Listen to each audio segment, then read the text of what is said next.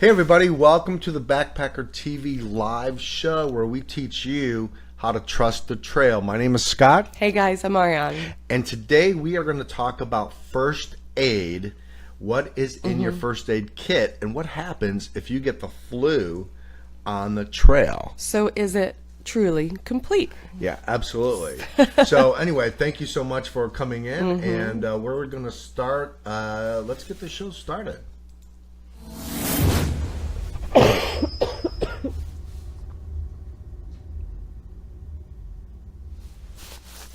So, we have both been sicker than dogs this week. Yeah, we didn't do the show last Thursday because Ariane had the flu. Oh man, I went down, guys. I'm so sorry I couldn't join. And because she loves me so much, she wanted to share her flu with me. And so I was getting ready to go backpacking last weekend. I couldn't because I went down so hard. So excuse us for hacking. Yeah, we are sorry. So we're gonna try and make this. Over it. We're gonna try and make this show a little quicker.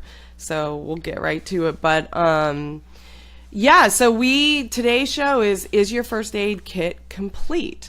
In lieu of getting so sick last week, and it's still, obviously you can see that it's still kind of affecting us, it really brought into light, this is prime hiking season, but it's also prime airborne illness season as well. So in the two conjunctions, we thought, let's take a look at everybody's first aid kit and make sure that you guys are really truly protected out there. So that's kind of what we're going to be talking about. I mean, first and foremost, let's talk about first aid. You know, you can buy first aid kits pre-made.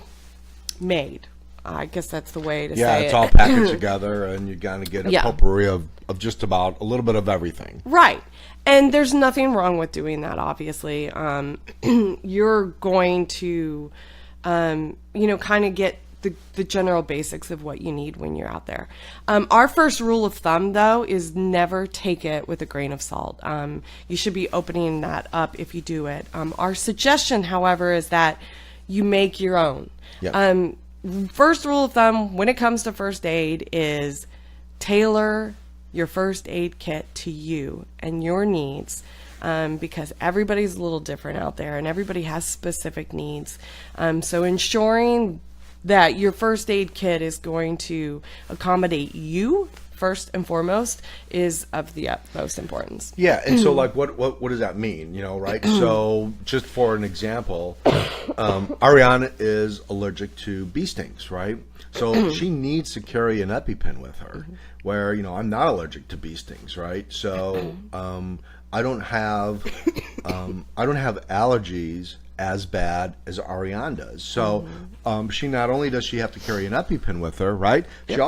We also put benadryl in her first aid kit because of the allergy. Now, I can tell you right now, Georgia, northern Georgia, has had record already this year, and it's February, has already had record high pollen counts. So we normally don't even see these pollen counts until late March, maybe even April, and we already have pollen counts well above the 1200 range, which is a combination of not only is everyone getting the flu out here, but everyone is suffering allergies too.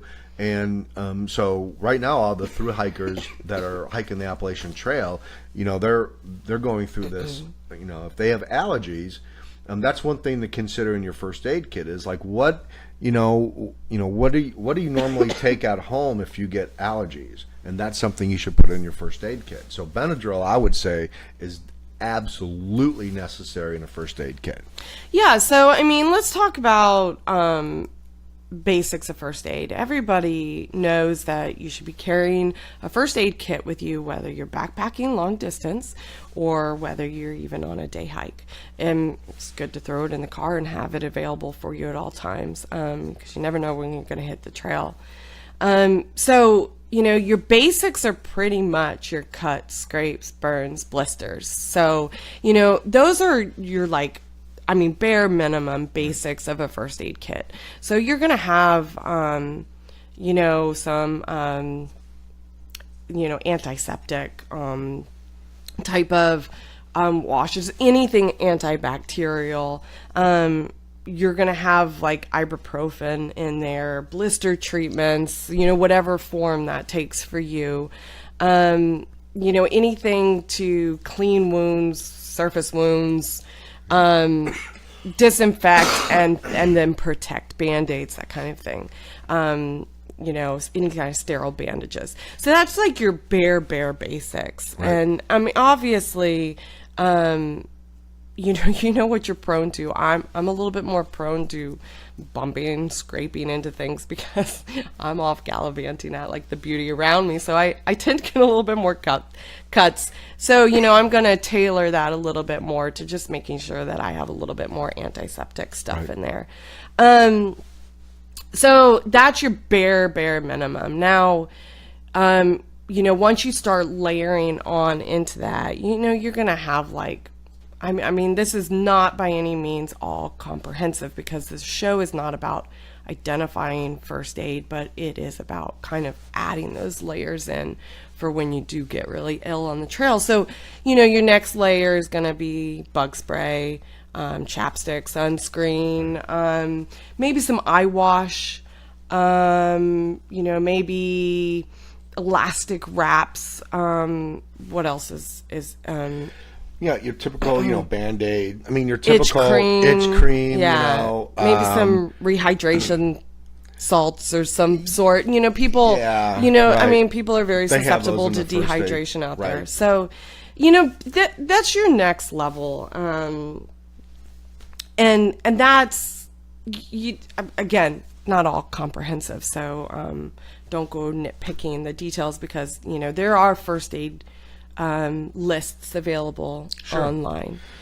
Yep. But what we really want to get into today is kind of that next level of things that you should be adding into your first aid kit that don't always necessarily come standard, or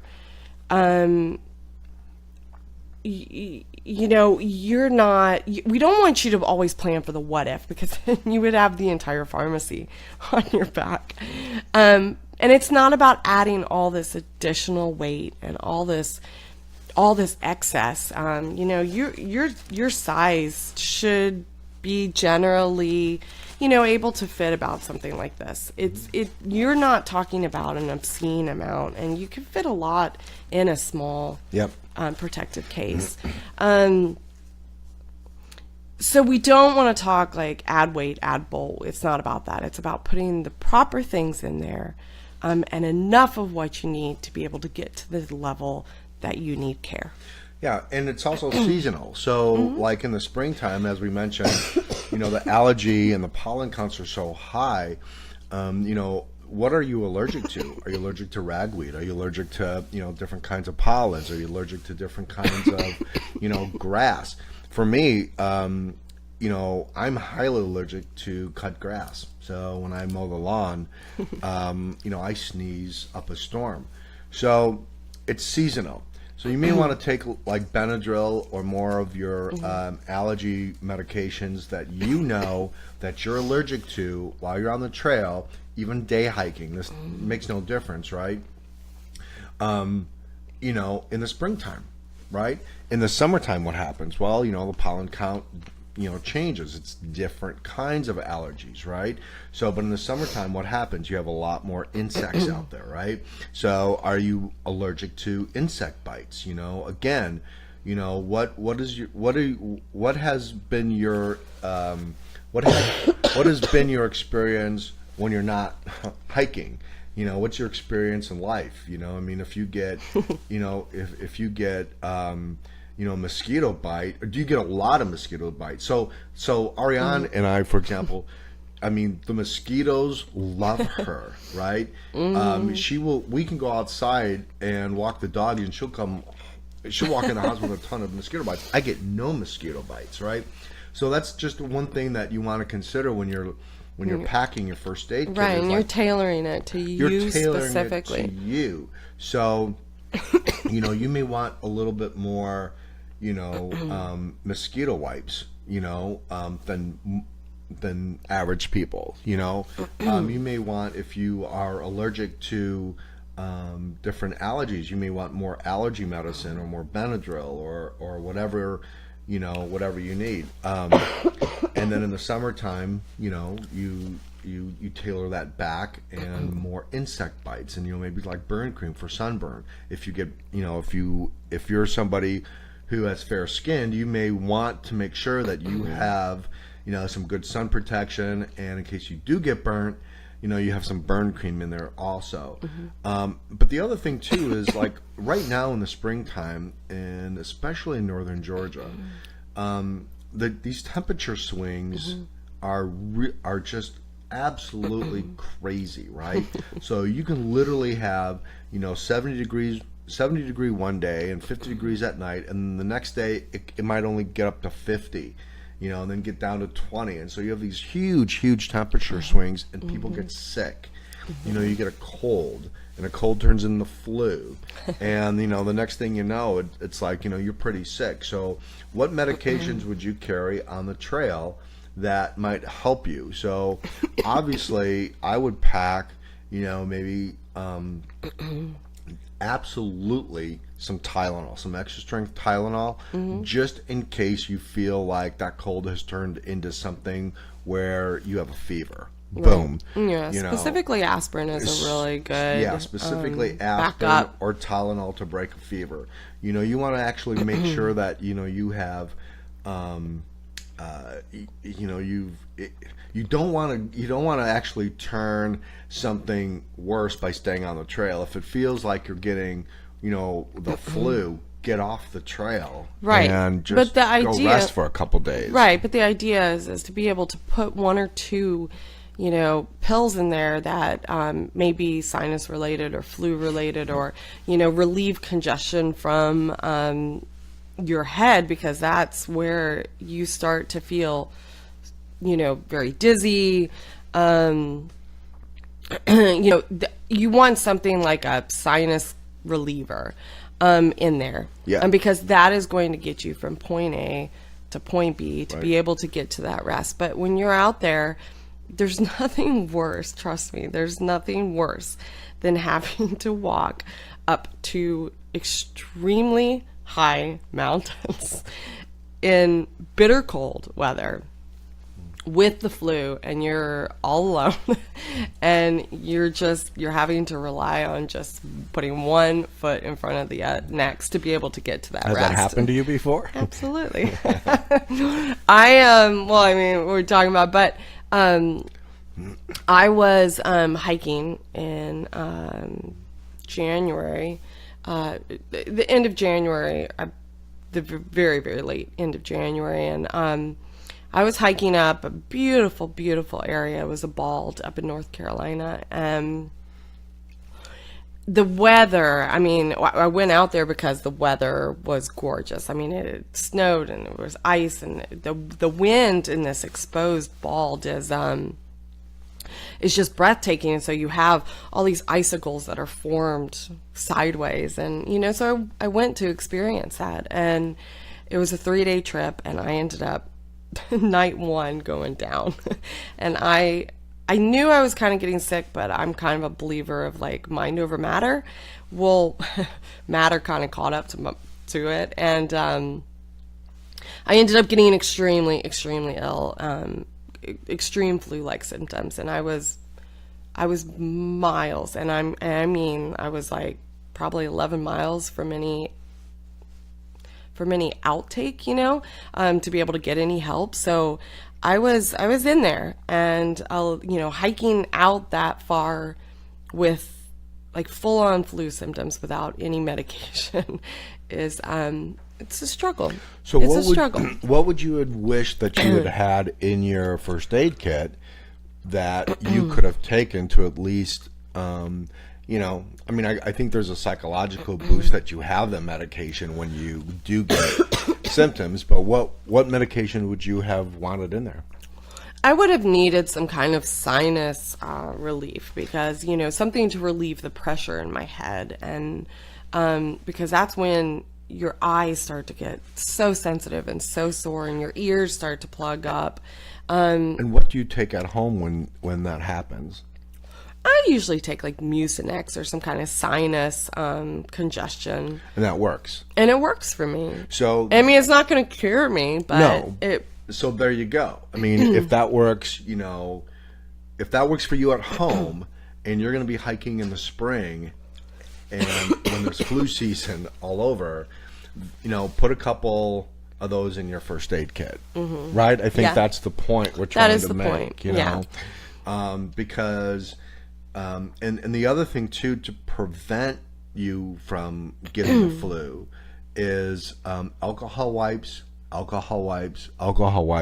They're free at most restaurants.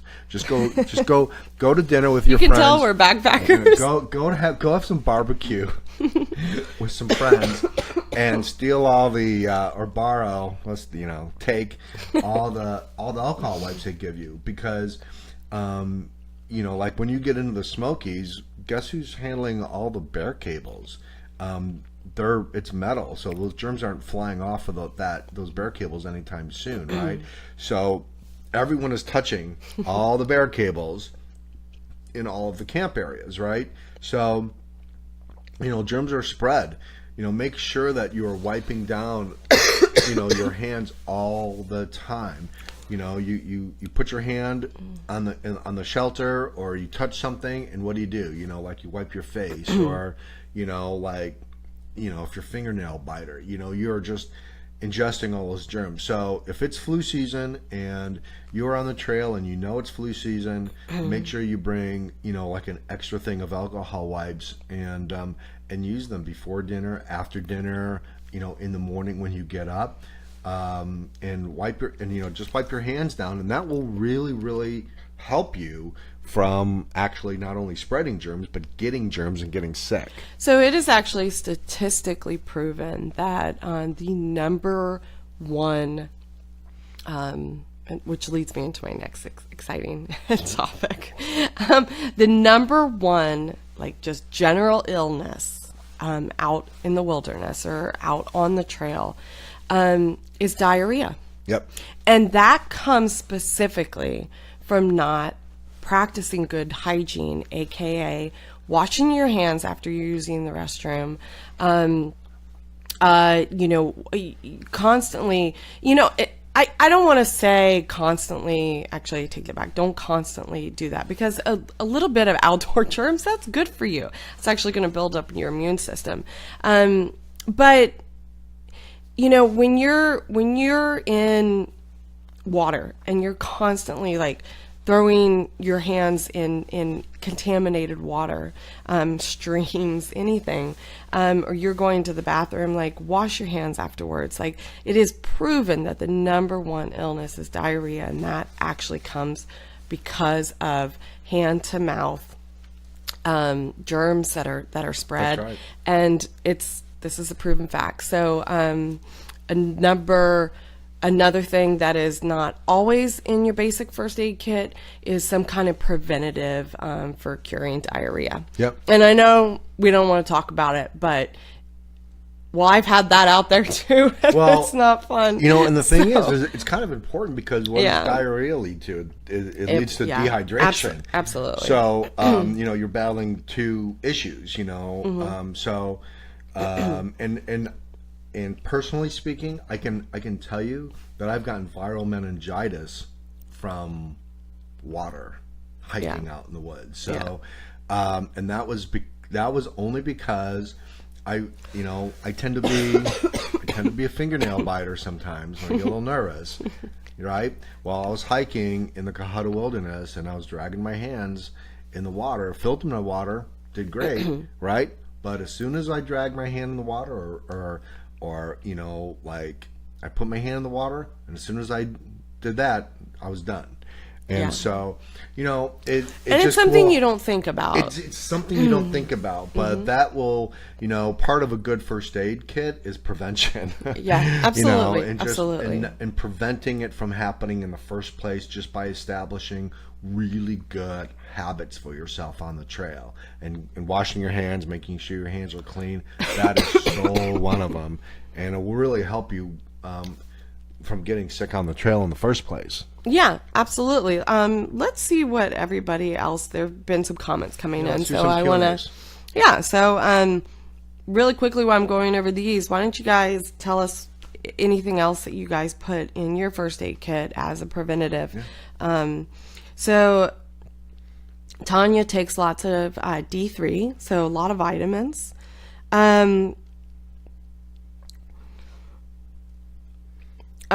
See, she was 3 days out to a pharmacy, and she got really ill, lasted over a week, very little sleep, needed a lot of fluid, and that's part of the thing is maybe some backup iodine tablets or something to protect yourself if you're out there, that you're going to be filtering a lot of water if you're getting sick out there. Now Floyd mentioned he wished he could post a photo of a first aid kit.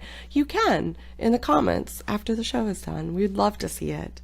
He had to put together a kit for caving that had to have insurance agencies influences in it, and I mean that makes so much sense. Right, absolutely. It's all dependent on where you're going. Obviously, keep that in mind as well when you're packing for your first aid. A side note that I didn't mention that we probably should is your first aid kit should be part of packing every single time. Your first aid kit should always be updated. Every time you leave for a backpacking trip, update. It is not to throw a bunch of extra stuff in there, but your first aid kit should be part of your packing routine, is making sure that you have everything that you need. Side note, sorry, tangent. It must be the medicine I'm on. Tanya said quality of plasters in the kit is usually not good. I'm not sure I 100% understand that. We'll get back to you on that. But antihistamines, absolutely. Lots of ibuprofen. Absolutely. I'm susceptible to not drinking enough water out there, and I end up getting headaches pretty quickly. My thought on first aid kit is stuff to keep you going, not to fix anything, just something that keeps you moving to get somewhere where you can get help or to a safer place. And that is so true. That's exactly what it's meant for. Because you're not going to stay out there if you have a serious illness or a serious injury. Floyd, you nailed it. And I can't believe that we hadn't even mentioned it in such a simplistic way, but it is so true. Like, people come in with suture kits and they pack for the what if, and what if I'm out there and I have this and this happen. Like, it really is a safety net to get to the next level. Yeah, and we're both wilderness excuse me. We both have our wilderness first aid certifications, and the one thing that they tell you is that you're just assessing the person to make sure whether they can either walk out on their own or they need to be lifted out, and that's really all you can do. And sometimes you're actually leaving the person to make sure they're comfortable, and you've helped that person. You may have to leave that person to go get help. So you're exactly right. First aid kit is only a temporary fix to actually get the help that you may or may not need. And if you have the flu, for God's sake, get off the trail and just take 2 or 3 days. In our case, we'd be in trouble because we've had the flu for a week. So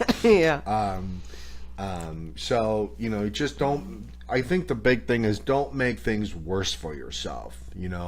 Prevention, having the right first aid kit that fits your needs, and packing just in case you do get the flu to get you to where you need to go so you can rest. Right? Yeah, and Tanya and Floyd have it nailed. just enough to get you to the area. And stuff does expire. You're right. Yeah. So again, another good reason to update. These throw lozenges are like 10 years old, but they taste so good. So anyway, we won't go on anymore. I'm about to. I need A coughing spout. I need some fluid. Anyway, so we hope that you took a little something out of it. Update your first aid kit. Make sure that it is contingent on you getting the help you need and you relieving any kind of illness that you have. Do not take a general first aid kit at face value. Please never do that. Never. And you know your body better than anybody else. So anyway, that's our show. Thank you so much for coming in. I want to mention too before we go that I'm so excited about this. I talked about it last show. So we just bought the Ceremonic audio mixer that we are now going to be using in all of our mobile shows, and we're going to test it out. We're going to test it out on the first weekend of March. We have a bunch of interviews lined up. We're going to be at the Appalachian Trail kickoff on March 2nd. We've got some people that we're going to interview, some trail celebrities that have been with the Appalachian Trail forever. So we're really excited about that. So we'll be. I've already tested this. It's crazy how well it works. So our audio should be fine for our mobile from now on. In the meantime, if you know anybody who's new to backpacking and really wants to get going, have them go to our site at www.thebackpacker.tv and go to Ask Us. They can actually schedule a live one-on-one show or a live one-on-one segment with Ariane and I, and we can ask them. We answer any questions that they have, or if they want to sign up on the 3 biggest mistakes backpackers make, they can go on our site and click on the banner on the right side, and we send you 3 videos on the 3 biggest mistakes we see new backpackers make, and that's our show. As always. Yeah, thank you so much. We really do appreciate you guys joining in every single week. We love having you here. So, until next week. We'll see you next Thursday, 11 a.m. Eastern Standard Time. We'll see you on the trail. Bye, everybody. Bye.